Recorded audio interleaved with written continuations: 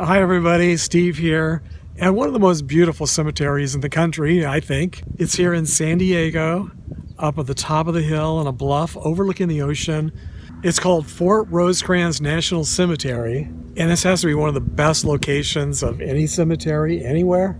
It's a veteran cemetery, and many of them are very famous. There are dozens of actors, singers, dancers, entertainers, writers, an astronaut, and others all laid to rest here in this very picturesque veteran cemetery. So let's go see how many of their gravesites I can find to share with you today. Thanks for joining me on another trip to visit the most memorable cemeteries, memorials, and gravesites. Fort Rosecrans National Cemetery is divided right down the middle by this street here, which is Cabrillo Memorial Drive. Half of it is on the left-hand side, or east side, overlooking the harbor and downtown San Diego, and the other half is on the right-hand side, or west side, overlooking the Pacific Ocean. And I'm going to start my search today on the left-hand side, at the final resting place of actress Gloria Winters. Winters played Penny King on the very popular TV series Sky King, which aired from 1952 to 1959. She died from pneumonia at the age of 78 in Vista, California, on August 14, 2010. She was cremated, and her ashes are interred here with her husband, Dean Stevens Vernon. Vernon was the sound engineer on Sky King, and their niche is in the wall straight ahead. According to her Wikipedia page, while on a promotional tour, Winters and the star of the show, Kirby Grant, who played Sky King, were making an appearance at a state fair in Texas when astronauts Gus Grissom, Pete Conrad, Alan Shepard, and Wally Schirra waited in line with their kids to get the couple's autographs. That's how popular the show was back in the day. It was definitely one of my favorite shows growing up, but the reason I mention this incident is because astronaut Wally Schirra's gravesite is also located right here in this cemetery, and I'm going to show it to you in a few minutes. And that's not even the only coincidence involving Gloria Winters here in the cemetery. One of her last TV appearances was on Hugh O'Brien's popular Western TV series, The Life and Legend of Wyatt Earp, which was based on the book written by Stuart Nathaniel Lake, who's also buried here in this cemetery. It makes me wonder if maybe they had also met during their lives. Now on this same niche wall, just a short distance to the left or north, are the cremation niches of a few other famous people. The niche of actor Harry Sherman Bonner, whose stage name was Harry Spear, is located in section CBI, row 3, number 646. He's best remembered as a child actor who appeared on the Our Gang series from 1927 to 1929. Spear died here in San Diego at the age of 84 from kidney cancer on September 22, 2006. And as you can see, he served in both Korea and Vietnam. Continuing a little bit further down the wall, there's an opening that overlooks the harbor in downtown San Diego. And here in section L is the cremation niche of pro football player Don Dahl. And if you've been watching my channel for a while, then you know it's very rare for me to find the gravesites of football players here in California. I've discovered and visited many famous baseball player gravesites here, but when it comes to the gravesites of famous football players, most of them seem to be buried in other states. Dahl played for the NFL with the Detroit Lions, the Washington Redskins, and the Los Angeles Rams. After retiring from playing football, he became a well-known and respected football coach for nearly 35 years. He died in San Juan Capistrano on September 22, 2010, at the age of 84. And as you can see, his niche is located in one of the best locations. It probably has the best view in a cemetery full of breathtaking views. I've been to some pretty beautiful cemeteries all over the world, but I can't recall any that have views as nice as this one. Can you think of any? If so, please share with us in the comments section below. Continuing a little bit further north along the same wall is the niche of another well-known former child actor. Coy Watson Jr. was a child actor and a member of the Watson family, who were often referred to as the first family of Hollywood. In the early days of Hollywood, they just happened to live next door to Max Sennett Studios. This is the studio that produced the Keystone Cops. Coy Watson Sr. was an actor and a stuntman for the studio, and whenever they needed kids for their movies, They hired Coy Jr., along with his 8 brothers and sisters. Coy Jr. was the oldest of the kids, and because he appeared in so many of the Keystone Cop movies, he was often referred to as the Keystone Kid. In later years, he became a well-known photographer and TV journalist. Watson died from stomach cancer in Alpine, California at the age of 96 on March 14, 2009. And his niche is located here in section CBN, row 5, number 213. The gravesite of actor Irving Bacon is also located here on the east side of the cemetery, at the opposite end, or the south end, in section AF. Like Coy Watson, Bacon also got his start at Keystone Studios.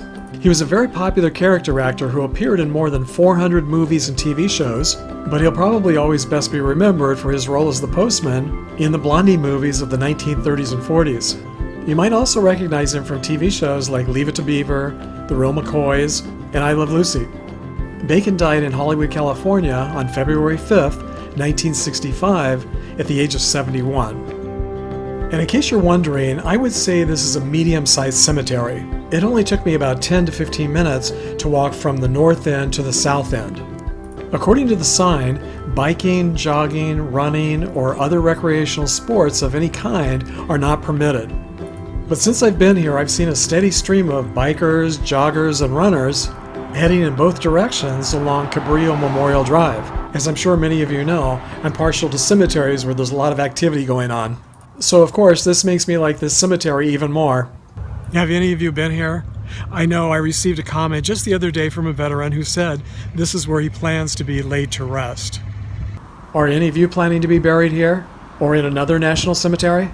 So now let's head across the street to the west side of the cemetery, where the other notable people on my list are interred. Something I've noticed since I got here today is that this seems to be a dead zone, so to speak, for cell phones. I have 0 bars and no internet connection, and I haven't been able to use my phone's GPS to help me locate the graves that have GPSs, or to add GPSs to the ones that don't. Fortunately, they do have an office with a gravesite locator that allows you to look up the location of anyone interred here.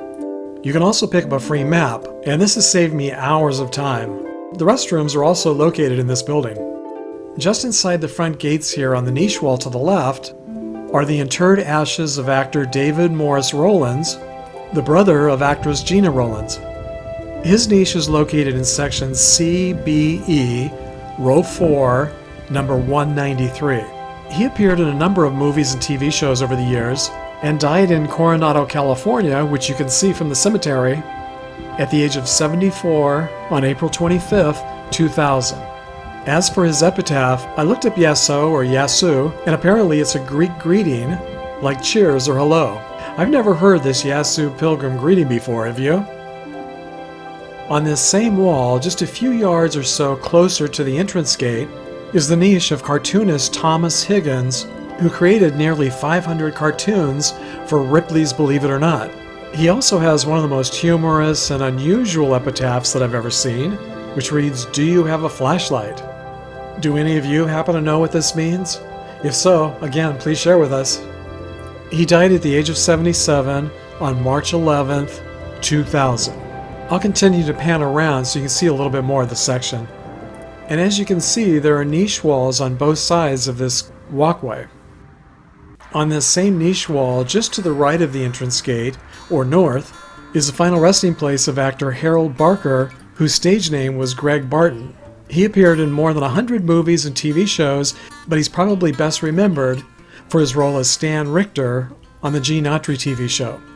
He also occasionally appeared on the TV show Sky King, which makes me wonder if he and Gloria Winters were friends in real life, since they're laid to rest here so close to each other.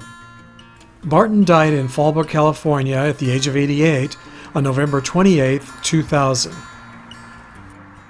Not far away in Section X is the headstone for actor David Conan Ford. He was cremated and his ashes are buried here. Ford was born here on the coast in the city of La Jolla and died from a heart attack in New York City on August 7, 1983 at the age of 57. He's probably best remembered for his roles in the TV soaps Dark Shadows and Search for Tomorrow. And there are a few other famous people buried in this section as well. Actor Douglas Croft, whose real last name was Wheatcroft, was the first actor to play Robin, the Boy Wonder, on the screen. He's also the youngest actor to play Robin. He was only 16 years old in 1943 when he appeared in the first Batman movie serial.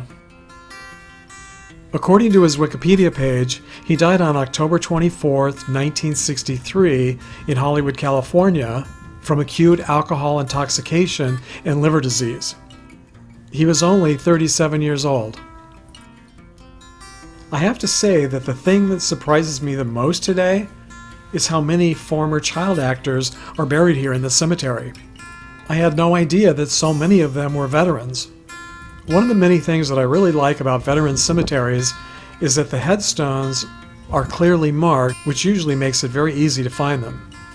As you can see here, the section and the grave numbers are marked on the back side of the headstone, and this is usually where the spouses' names are listed as well. And wow, look at that view. Not far away is model and actor Reed Howes, who got his start in show business in silent films. He appeared in more than 50 movies and TV shows, and some of you might remember him for his appearances on The Roy Rogers Show, The Gene Autry Show, The Cisco Kid, and others. He died at the age of 64 in West Hollywood, California on August 6, 1964. And I don't know if you can see it in the distance there, but that's a helicopter. This cemetery is right next door to the military base, and I believe that's a military helicopter. It's the third one that I've seen fly by today. And again, look at these million-dollar views.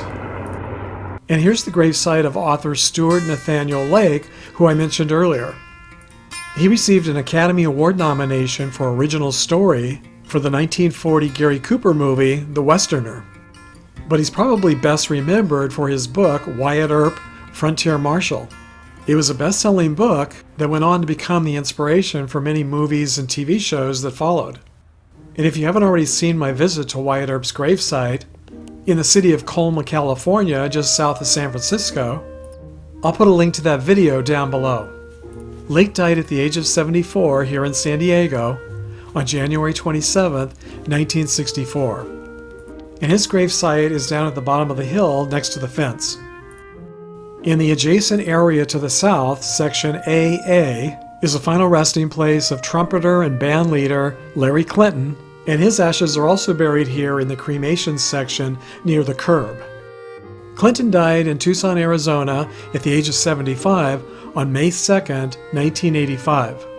His music was way before my time, but as I've mentioned in previous vlogs, my grandfather always had big band music playing on the radio, so I grew up listening to it. And I do remember Clinton's 1937 hit, The Dipsy Doodle. In 1938, he had a #1 hit with My Reverie, but I don't remember that one. Do any of you? That same year, he also had an NBC radio program called The Larry Clinton Show. And I'm sure my grandfather listened to it long before I was born.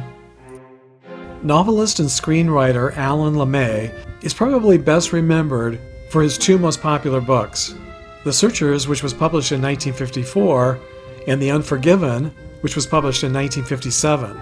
And they were both adapted into very popular movies. John Wayne starred in The Searchers, and Burt Lancaster and Audrey Hepburn starred in The Unforgiven. LeMay died in Hollywood, California at the age of 64 on April 27, 1964. He's laid to rest here in section AA in grave 2376. I find it sad that his biggest successes didn't come until the last years of his life. Across the street in section ZMZ is the headstone for astronaut Wally Schirra, who I mentioned earlier. According to his Wikipedia page, his memorial service was held here on May 22, 2007, and he received a 3-volley salute as well as a flyover from 3 FA-18s. He died from a heart attack here in San Diego at the age of 84 on May 3, 2007.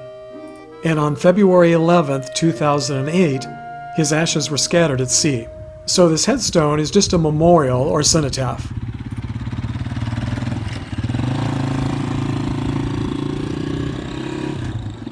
In the 1983 movie, The Right Stuff, he was portrayed by Lance Henriksen. In the 1998 HBO miniseries, From the Earth to the Moon, he was portrayed by actor Mark Harmon. And in the 2015 ABC TV series, The Astronaut Wives Club, he was played by actor Aaron McCusker. In the niche wall that runs behind Schirra's section is the final resting place of one of the survivors of the attack on Pearl Harbor. John Wesley Hughes lived to be 82 years old, dying on July 5, 1999. He served in the Navy during World War II, the Korean War, and the Vietnam War. In case you want to visit, his niche is located in section CBD, row 1, site 576. His fame came as a matter of fate. He just happened to be at the wrong place at the wrong time and lived to tell about it. And I love that his final resting place faces west, looking out over the Pacific Ocean in the direction of Pearl Harbor. Have any of you visited the gravesites of any of the other survivors of that infamous day in history? And this week I'd like to especially thank my Patreon supporters who have generously increased their pledges. Thank you so much, Rick Whitehead, Jill McDaniel, and Rob Combs. So if you enjoyed today's vlog, please give it a thumbs up and share it with a friend. And don't forget to subscribe if you'd like to be notified the next time I upload another video like this one. And if you did like today's video, you might also like these. So until our next trip together to the graveyard, thanks for sharing the memories, everyone.